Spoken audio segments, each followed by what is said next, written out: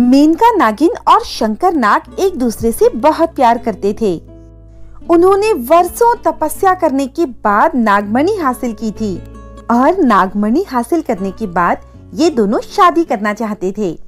मेनका, अब हमें नागौरी मिल गई है, अब हमें एक दूसरे को अपना लेना चाहिए जीवन साथी के रूप में। हाँ शंकर, मैं भी तुमसे बहुत प्रेम करती हूँ। मैं भी तुम्हारी अर्धांगिनी बनके अपने आप को सौभाग्यशाली समझूंगी। कल शिवरात्रि है। मैं चाहता हूँ कि इस शुभ मुहूर्त पे मैं तुम्हें अपना जीवन साथी बना लूं। कल पहाड़ों के पीछे जो शिव मंदिर है, मैं वहाँ तुम्हारा इंतजार करूंगा। वहाँ पर शिव को साक्षी मानकर हम एक दूसरे को विवाह बंधन में बांध लेंगे।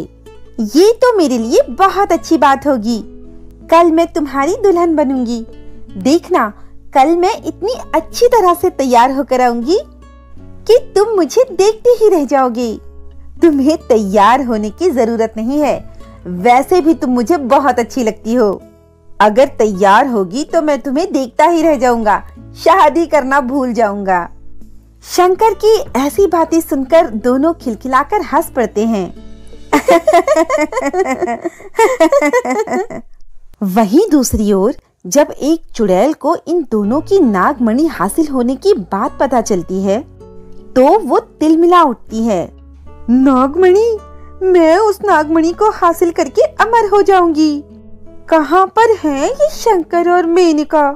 अब ये दोनों आज विवाह के बंधन में बंधने जा रहे हैं। पहाड़ी के पीछे शिव मंदिर में वो आज विवाह रचाएंगे। ये मैं नहीं होने दूंगी, उनसे नागमणि हासिल करके रहूंगी। चुड़ैल वहाँ से गुस्से में शिव मंदिर की तरफ निकल पड़ती है। वहाँ जाकर जब वो शंकर को देखती है तो उस पर मोहित हो जाती है। मैं तो नागमणि के लिए आई थी, पर ये नाग तो बहुत सुंदर है। अगर मैं इससे शादी कर लूं तो मैं और भी जवान हो जाऊंगी। और नागमणि का क्या है, अगर ये मुझसे शादी कर लेगा तो नागमणि तो मेरे पास अपने आप ही आ जाएगी। चुड़ैल शंकर के सामने शादी का प्रस्ताव रखती है, परंतु शंकर उससे शादी करने के लिए मना कर देता है। नहीं, मैं तुमसे शादी नहीं कर सकता। मैं मेनका से प्रेम करता हूँ और उससे ही शादी करना चाहता हूँ। आज मैं उसे अपनी विवाह बंधन में बांधने जा रहा हूँ। मेरे रास्ते से हट जाओ। मैं इस मेनका से ज्यादा खूबसूरत हूँ। हम दोनों साथ रहेंगे तो एक नई दुनिया बना सकते हैं। तुम्हारी शक्ति और मेरी शक्ति मिलकर इस दुनिया पर राज कर सकते हैं। मुझे दुनिया पर राज नहीं करना। मुझे मेनका के साथ अपना जीवन व्यतीत करना है। तुम यहाँ से चली जाओ, नहीं तो तुम्हारे लिए अच्छा नहीं होगा। मुझे ना सुनने की आदत नहीं है। जो चीज मुझे पसंद आ जाती है मैं उसको हासिल करके रहती हूँ। ये शायद तुम्हें नहीं पता, तुम मुझे जानते नहीं हो और जानना भी नहीं चाहता। इतने में मेनका वहां आ जाती है। वो दुल्हन के वेश में बहुत सुंदर लग रही थी। शंकर उसको देखता ही रह जाता है। तभी मेनका उसके पास आकर कहती है, क्या बात है शंकर, तुम आज इतने परेशान क्यों लग रहे हो? तुम्हारे चेहरे पर पसीना क्यों छूट रहा है?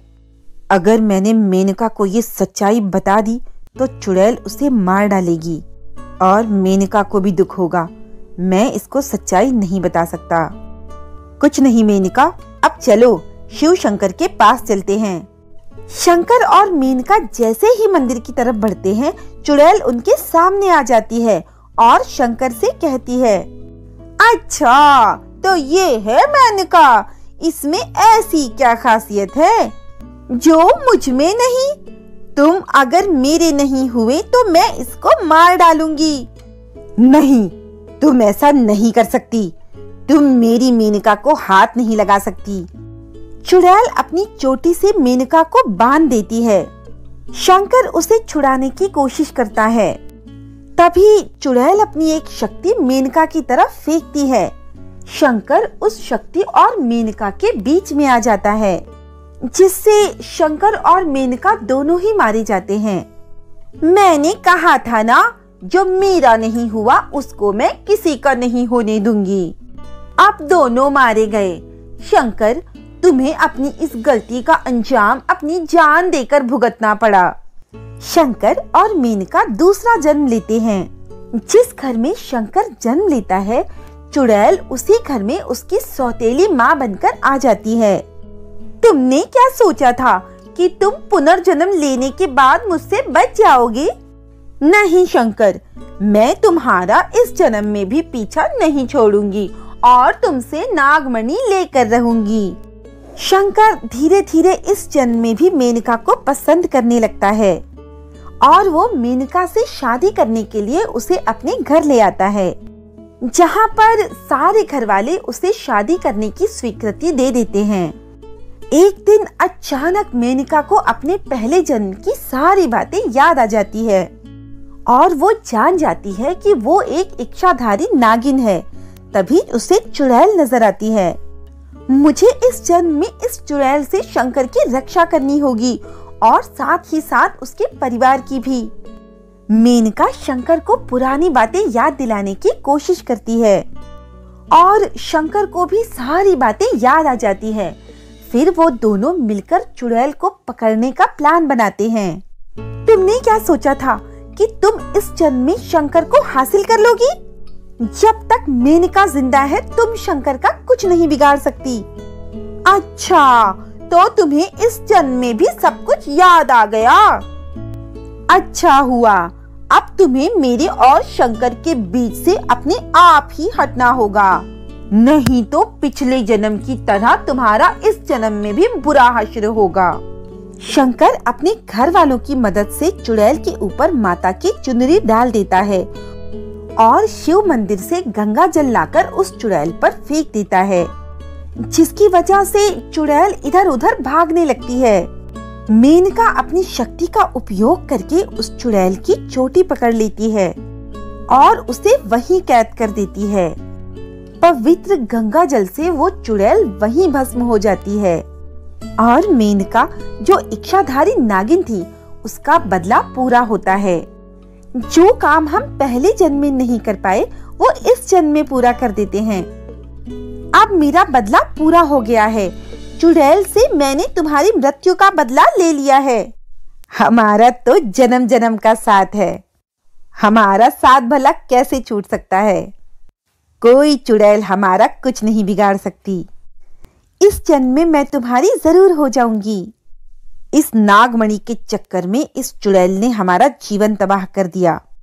हमें ये एक सुरक्षित स्थान पर रखनी होगी ताकि फिर इस नागमणि की वजह से कोई मुसीबत ना आ जाए, क्योंकि ये नागमणि जिसके हाथ लगी वो दुनिया तबाह कर सकता है। वो दोनों नागमणि को शिव मंदिर में सुरक्षित रखकर एक दूसरे के विवाह बंधन में बंध जाते हैं और सुखपूर्वक एक दूसरे के साथ जीवन व्यतीत करते हैं। इसमें उन दोनों का साथ इस जन्म के घर वाले देते हैं और उनकी शादी बहुत धूमधाम से करवाते हैं। सभी लोग बहुत खुश होते हैं क्योंकि अब उनके जीवन से चुड़ैल का नाम हट चुका था।